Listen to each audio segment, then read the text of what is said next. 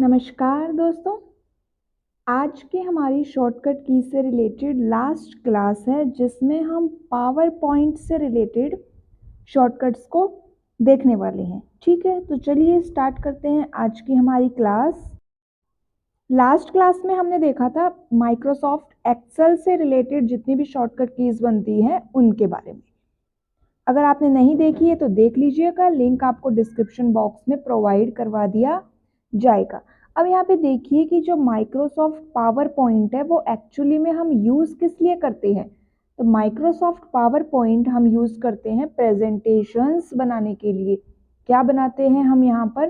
Presentations बनाते हैं, और प्रेजेंटेशंस के अंदर भी हम जो पेजेस एक तरह से यूज़ करते हैं उनको क्या कहते हैं? स्लाइड्स कहते हैं। तो पावर पॉइंट के अंदर हम प्रेजेंटेशन बनाते हैं। इसकी एक्सटेंशन क्या है? तो देखिएगा, इसकी एक्सटेंशन होती है .pptx।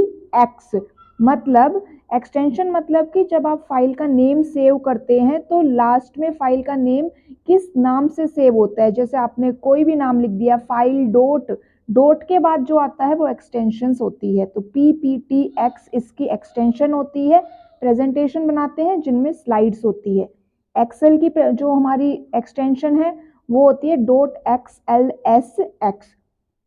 तो अब देखिए, कंट्रोल प्लस एन आप किसी में भी यूज कर सकते हो, वर्ड के अंदर, एक्सेल के अंदर, पावर पॉइंट के अंदर। ये आपको एक नया ब्लैंक पेज देखता है। क्या क्रिएट करके देगा? एक न्यू ब्लैंक पेज। अगर एक्सेल के अंदर है तो न्यू ब्लैंक शीट ओपन होगी, अगर आप वर्ड में हैं तो न्यू ब्लैंक पेज ओपन होगा, और अगर आप पावर पॉइंट में हैं तो न्यू ब्लैंक प्रेजेंटेशन ओपन होगी। ये तो हो गई एक नई प्रेजेंटेशन। लेकिन अगर आपको एक नई स्लाइड चाहिए उसी प्रेजेंटेशन के अंदर जिसमें आप काम कर रहे हैं, बस आपको क्या चाहिए? एक नई स्लाइड। तो उसके लिए आप कंट्रोल प्लस एम को यूज कर सकते हैं। कंट्रोल प्लस एम आपको क्या देगा? एक नई स्लाइड देगा उसी प्रेजेंटेशन में जिसमें आप उसको चाहते हैं। कंट्रोल प्लस डी, मान लीजिए आपने कोई एक स्लाइड बनाई, आपको सेम वही डेटा दूसरी स्लाइड में चाहिए, तो आप उसका क्या बना लीजिए? डुप्लीकेट। और डुप्लीकेट स्लाइड के लिए होती है कंट्रोल डी। कंट्रोल जी, ये क्या करेगा? सिलेक्टेड ऑब्जेक्ट्स को ग्रुप करने के लिए। अब ये ऑब्जेक्ट्स क्या होते हैं? तो देखिए, जब आने वाली क्लासेस में हम पावर पॉइंट के बारे में समझेंगे तो वहां पे हम देखेंगे कि ऑब्जेक्ट्स होते क्या है। उन ऑब्जेक्ट्स को सिलेक्ट करने के लिए, सिलेक्टेड ऑब्जेक्ट्स का एक ग्रुप करने के लिए हम कंट्रोल जी को यूज करते हैं, और उसी ग्रुप को अनग्रुप करने के लिए क्या यूज होगा? कंट्रोल शिफ्ट जी।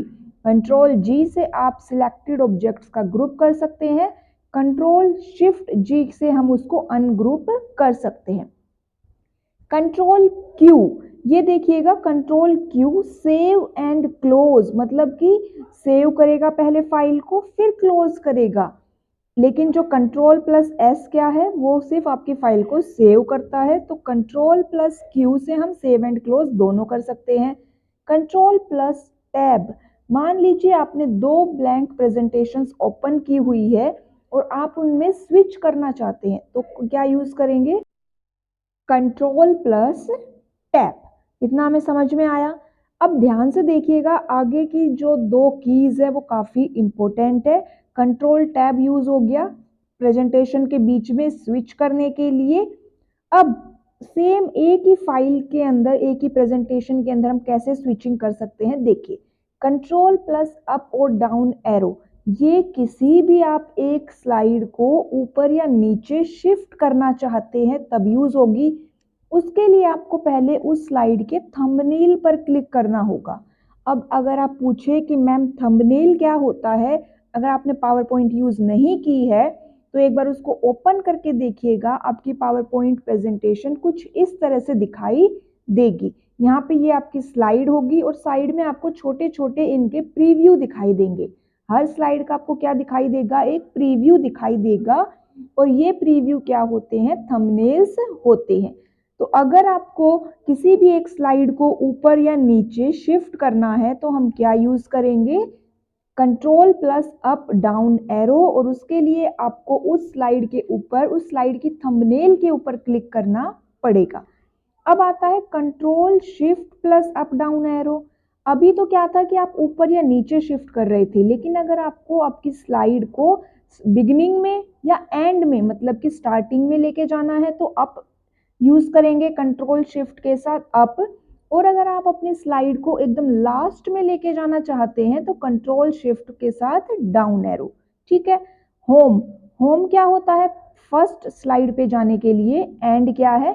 लास्ट स्लाइड पे जाने के लिए। ये देखिए स्लाइड पे जा रहे हैं और ऊपर हम क्या कर रहे हैं? मूव कर रहे हैं। तो यहाँ पे देखो कि ये क्या है, हमारी एक प्रेजेंटेशन है जिसमें आपको तीन क्या दिखाई दे रहे हैं? थंबनेल्स दिखाई दे रहे हैं। अगर मुझे तीन यहाँ पे क्या है? स्लाइड्स है जिनके थंबनेल्स आपको दिखाई दे रहे हैं। अगर मुझे एक और स्लाइड ऐड करनी है तो क्या यूज करूंगी मैं? Control plus M. एक और स्लाइड ऐड हो गई। अब टोटल कितनी स्लाइड हो गई? यहाँ पर 4 स्लाइड हो गई। इसका डुप्लीकेट बनाना है तो कंट्रोल प्लस हम डी यूज करेंगे। क्या यूज करेंगे? Control plus D. तो देखिए फर्स्ट और सेकंड स्लाइड दोनों क्या है? एक दूसरे की डुप्लीकेट हो गई है। अगर मुझे स्लाइड को ऊपर लेके जाना है तो कंट्रोल प्लस अप। जैसे थर्ड स्लाइड पे मैंने क्लिक किया थंबनेल पे, कंट्रोल प्लस अप एरो की मैं यहाँ पे यूज करूंगी। स्लाइड क्या हो गई? ऊपर की साइड मूव हो गई।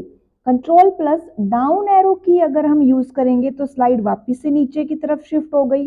अब अगर हम इसको फर्स्ट स्लाइड पे ले जा रहे हैं तो control shift plus up arrow और control plus shift plus down arrow use करेंगे तो हमारी जो है लास्ट में मूव हो जाएगी। आपको साइड में स्विचिंग दिख रही होगी कैसे स्लाइड यहाँ पे मूव कर रही है। होम से फर्स्ट स्लाइड पे आ जाएंगे, एंड से एकदम लास्ट स्लाइड पे चले जाएंगे। इतना हमें समझ में आया? तो देखिए जो होम और एंड है वो क्या कर रहा है? स्लाइड को मूव, हम उन स्लाइड्स में मूव कर रहे हैं। और अगर हमें स्लाइड्स को शिफ्ट करना है तो आप कंट्रोल और शिफ्ट के साथ अप डाउन एरो को यूज कर सकते हैं। इतना हमें समझ में आया? अब यहाँ पे देखिए डिलीट।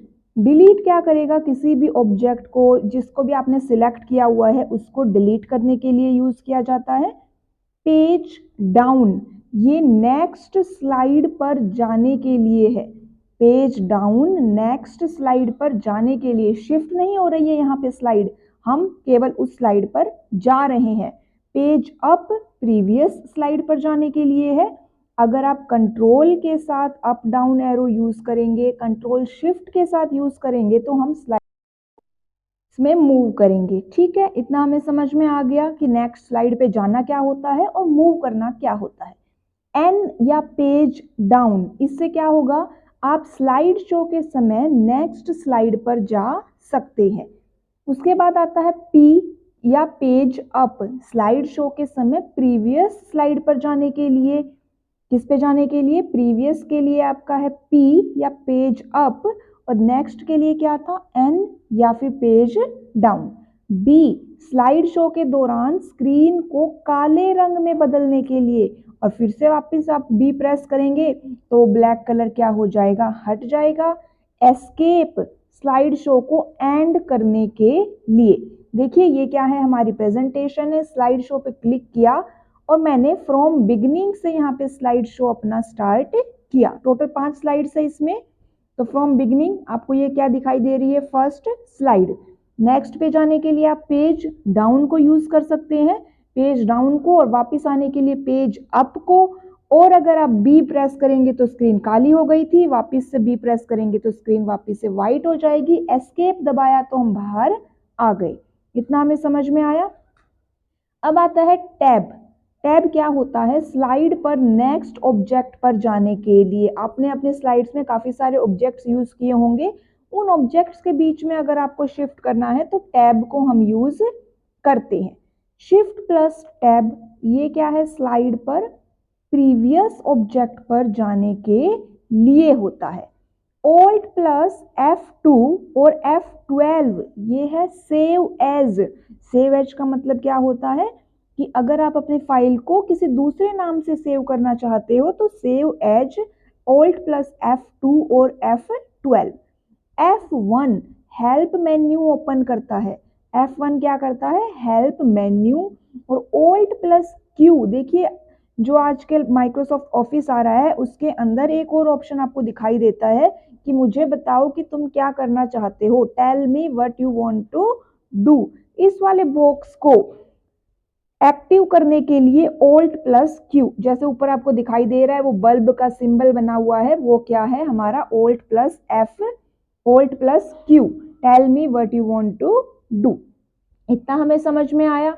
अब आगे देखिए यहाँ पे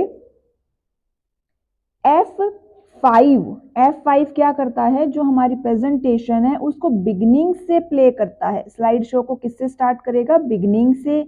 अगर आप शिफ्ट के साथ F5 यूज करेंगे तो करंट स्लाइड से।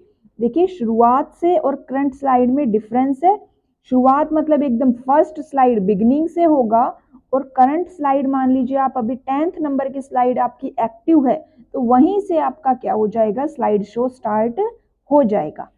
F7 स्पेलिंग चेक करने के लिए, और Alt या फिर F10 की टिप्स को ऑन या ऑफ करने के लिए। अभी की टिप्स कैसे ऑन ऑफ होती है, तो देखिए ये प्रेजेंटेशन में मैंने Alt अगर प्रेस किया तो आपको ऊपर क्या दिखाई देंगी, शॉर्टकट्स दिखाई देंगे कुछ, देखो FH। अब अगर इन शॉर्टकट्स को आप Alt के साथ यूज करेंगे तो आप उन सभी जो टैब है उन सभी टैब के अंदर मूव कर सकते हैं। जैसे अगर Alt के साथ F यूज करेंगे तो फाइल टैब का मेन्यू ओपन हो जाएगा। Alt के साथ F अगर हम यूज करेंगे तो फाइल मेन्यू ओपन हो जाएगा। Alt plus H home tab पर जाने के लिए है। Alt के साथ अगर आप N यूज करेंगे तो इंसर्ट टैब पर चले जाएंगे। Alt के साथ अगर हम G यूज करेंगे, देखिए यहाँ पे मैंने Alt प्रेस किया, अगर मैं Alt के साथ यहाँ पे G को प्रेस करती हूँ तो डिजाइन टैब ओपन हो जाएगा। अभी फिलहाल स्लाइड शो ओपन है, अगर Alt के साथ आप G प्रेस करेंगे तो कौन सा ओपन हो जाएगा, यहाँ पे डिजाइन टैब ओपन हो जाएगा। देखिए यहाँ पे क्या ओपन हो गया, डिजाइन टैब। अब डिजाइन टैब में भी HVN 3 शॉर्टकट्स थे, Alt के साथ H प्रेस किया तो मैंने डिजाइन व्यू ओपन हो गए। उसी तरह Alt G हो गया डिजाइन टैब, Alt K हो गया ट्रांजिशन टैब पर जाने के लिए, Alt A animation tab, Alt S slide show tab, Alt R review tab पर जाने के लिए होता है। Alt के साथ जितनी भी कीज यूज हो सकती है आप वो सब चेक कर सकते हैं एक बार में। इतना हमें समझ में आया। अब चलिए आगे देखिए, Alt plus W view tab पर जाने के लिए, Alt प्लस X एड इंस टैब पर जाने के लिए, Alt plus Y help tab पर जाने के लिए यूज किया जाता है। देखिए शॉर्टकट की से 2 से 3 क्वेश्चंस कंफर्म आएंगे। उसके अलावा 2-3 क्वेश्चन आपके MS वर्ड, पावर पॉइंट और एक्सेल विंडो के बारे में आएंगे कि किस टैब में कौन सा ग्रुप है, कौन से ग्रुप का क्या मीनिंग है, इन सब से रिलेटेड आएंगे। वो हम डिस्कस करेंगे कल से। उसके बाद हम देखेंगे वायरस क्या होता है, मालवेयर क्या होता है, ट्रोजन हॉर्स क्या होता है, कुछ वायरस के नाम हम यहाँ पे जानेंगे। देन हमारा सिलेबस क्या हो जाएगा, कंप्लीट हो जाएगा, एंड फिर हम प्रीवियस ईयर क्वेश्चन पेपर्स से प्रैक्टिस करेंगे। तो ये थी आज की हमारी क्लास अच्छी लगे तो अपने फ्रेंड सर्कल में जरूर शेयर कर दीजिएगा। Thank you.